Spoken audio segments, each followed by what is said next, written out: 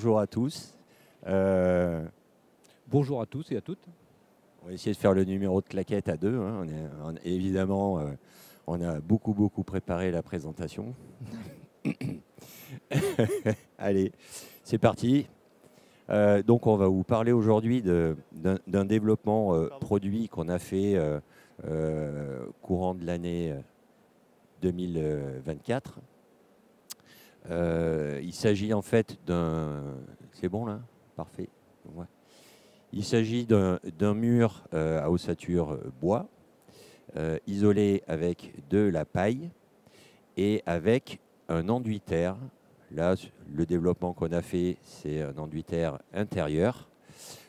Mais voilà, ça a été, je dirais que c'est les premiers prototypes essais qui sont sortis au premier semestre 2024.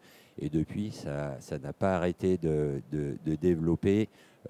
Jo en parlera tout à l'heure. Voilà, c'est un peu, il faut le prendre comme le début de l'histoire. Et une histoire assez chouette, techniquement. Et puis, environnementalement aussi, c'est quand même pas mal. Alors, un petit mot sur la manufacture bois-paille. Donc, on est fabricant concepteur et fabricant industriel de murs ossature bois. Et on est spécialisé dans l'isolation paille. Vous avez, moi je trouve, un joli bâtiment. Je ne sais pas où vous le voyez avec la lumière. Voilà, qui est un gymnase. Donc, on ne dirait pas vraiment, mais il y a du bois et de la paille de partout. On fait donc beaucoup de bâtiments publics. On fait aussi du logement individuel. On commence à faire du logement collectif. Voilà. Chaque chose en son temps, step by step. Du bâtiment d'activité aussi. Voilà. Alors après, là, il y a de vrais sujets de coûts très serrés. On développe, on a des murs en 22 cm, des murs en 36 cm. On va parler de l'enduit terre, mais on est, nous, dans une logique de construction hors site, c'est-à-dire qu'on va aussi poser des fenêtres, on va poser des bardages, on va faire des pré-câblages. Et donc, on a travaillé sur un enduit terre projeté préfa ou sur chantier. Voilà, donc il y a plusieurs possibilités et encore une fois, des développements qui sont toujours en cours. Voilà. Puis des développements spécifiques. En fait, aujourd'hui, on rêverait de pouvoir un peu standardiser. Industriellement, ça serait pas mal, mais on en est à des années-lumière, évidemment. On ne fait jamais deux fois le même mur. Une petite info, donc on vient de sortir notre propre FDES de notre système constructif.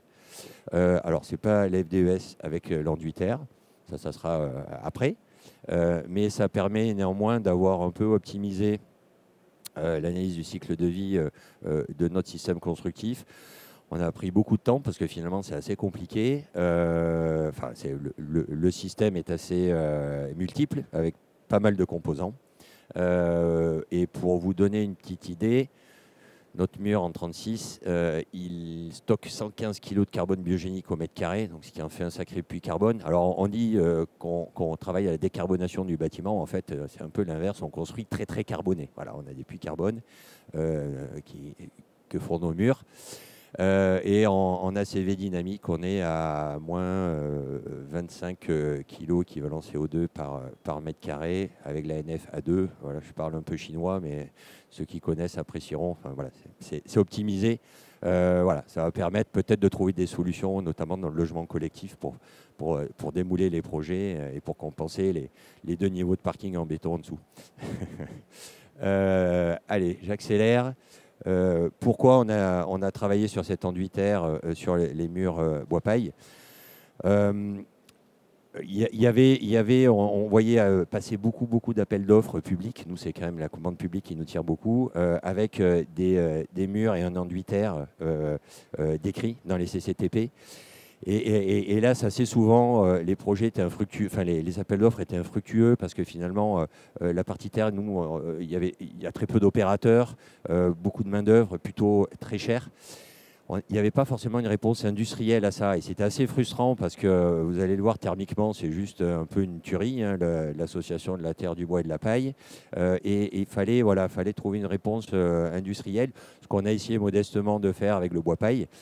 Terlian nous l'a apporté avec l'enduit terre. Voilà. Donc, ce qui permet d'avoir un produit thermiquement très performant, bilan carbone top aussi, mais aussi déployable quoi, facilement, et on peut répondre avec cette solution aux besoins de massification qui est là, et tant mieux. Je te laisse la parole, Jo, sur la partie thermique.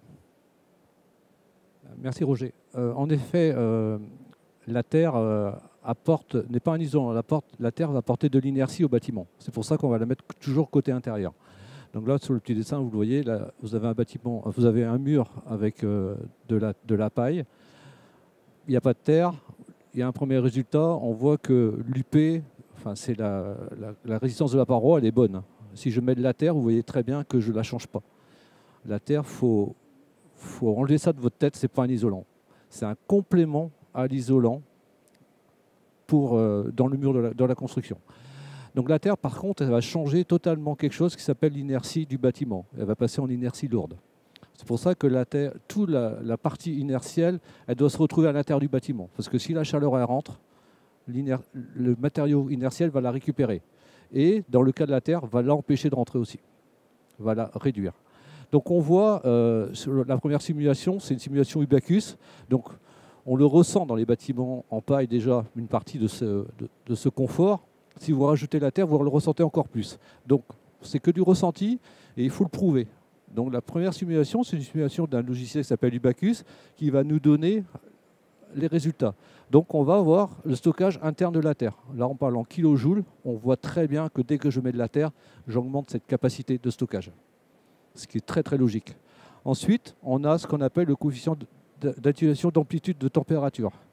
Là, plus il est haut, mieux c'est. Et on voit aussi très bien que la paille fait son travail et la terre complément. Donc, le résultat final de ces deux choses cumulées, c'est qu'on va mesurer combien de degrés qui va rentrer à l'intérieur du logement en période de canicule après la période de déphasage. Donc, si on prend la terre en 36, la paille en 36, c'est 1,5 degré tous les jours. Si je rajoute de la terre, c'est plus que 0,2 degrés. Donc, vous voyez, on gagne beaucoup, beaucoup de temps de confort à l'intérieur du logement. Et l'autre effet, c'est la régulation hygrométrique. Vous connaissez que sur la terre, on parle beaucoup de perspirance. C'est sa capacité à absorber la vapeur d'eau, donc à réguler l'humidité relative du bâtiment. Nous, le mélange Terlian a un mu de 10, donc permet ça aussi. Donc, si on cumule stockage plus régulation hygrométrique, là, on arrive avec un bâtiment qui est hyper confortable. Et le troisième point qui est important, c'est aussi l'acoustique. C'est qu'on arrive dans des bâtiments où il n'y a pas de résonance. Donc on a les deux phénomènes, bruit aérien et bruit de résonance. Ensuite, non, reviens juste. Ensuite, il y a, dans Ubacus, c'est très bien, mais si vous voulez demain faire un bâtiment, vous devez avoir un bâtiment qui répond à la RE 2020. Donc Roger a parlé du bilan carbone. Là, les deux associés, c'est pas mal. Donc nous, ce qu'on va faire, c'est qu'on va regarder dans le moteur de calcul comment ça se passe. Parce que si vous n'arrivez pas à le valoriser dans le moteur de calcul, votre opération, elle est nulle, quoi. Et donc là, on voit très bien que dans le moteur de calcul, quand j'étais en paille uniquement, j'ai 5% de BBio, de gain de BBio. Là, vous voyez, j'ai 17,5. Donc j'explose mon BBio.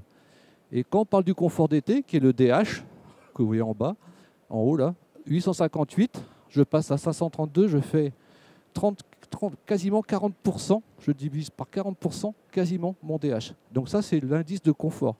Donc ce qui confirme ce qu'on voit en haut. Et le CEP, qui est la partie économie d'énergie, je vois très bien aussi qu'elle augmente. Donc le moteur de calcul RE 2020 nous confirme aujourd'hui que si vous faites un bâtiment en bois, terre, paille, vous pouvez faire beaucoup de choses. Donc on l'a fait sur la botte de 36, on a fait sur la botte de 22, c'est exactement la même chose. Voilà. Donc il faut réfléchir à un bâtiment en bois, terre, paille dans sa globalité. Juste pour terminer, oui. Au niveau posologie, donc on a travaillé sur l'application, donc c'est de la projection. hors site. Donc, première couche, première, deuxième couche. Aujourd'hui, on fait nos premiers chantiers en public. C'est de la projection sur le chantier. Mais voilà, on développe. Il y a pas mal de solutions, de possibilités pour aussi faire ça hors site à 100% ou partiellement. Je pense qu'on a terminé et qu'on a bien dépassé. Voilà, c'est un peu la synthèse de tout ce qu'on vous a dit avec des chiffres.